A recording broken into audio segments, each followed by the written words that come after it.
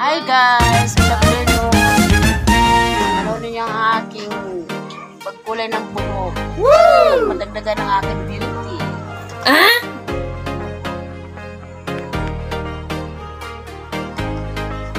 Beauty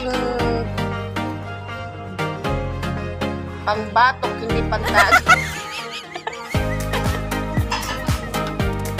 Bukod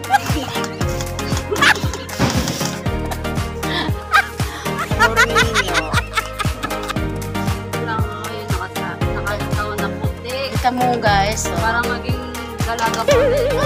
Dapat kulayan, sabi ko kulayan lahat buo para hindi ano, kasi alam mo guys, yung ano ko, hit yung bukod sa harapan, ito ang maraming puti, pero yung sa likodan wala naman.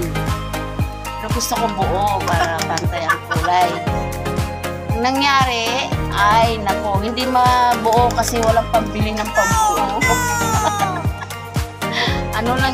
ano lang yung may lagyan yan, yung harapan lang.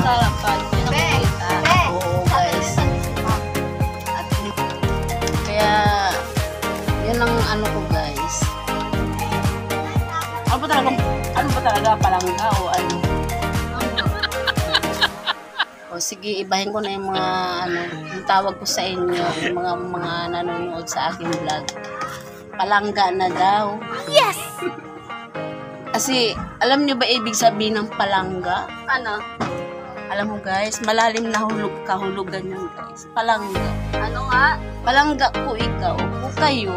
Ano ba sabi sa Ibig sabihin ng palangga. Ang good, sobrang pagmamahal sa ano, sa katao ba? Uy, hindi na natangkot to. Ano ba yun? Puti.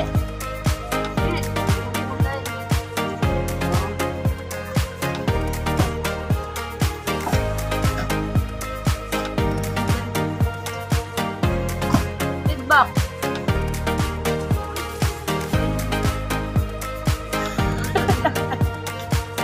Ay mga palangga, ito na yung sinabi ko kanina. Natanggal na daw yung buhok ko. Press na to. Lagi naman akong press. Ah? Kaya lang yung buhok ko. Napakaano. Kaya nga paribang kita. Kaya naisipan namin magpakulay na. Para naman mag-impress ako sa kanyang harapan. Hindi na nang inibabaw yung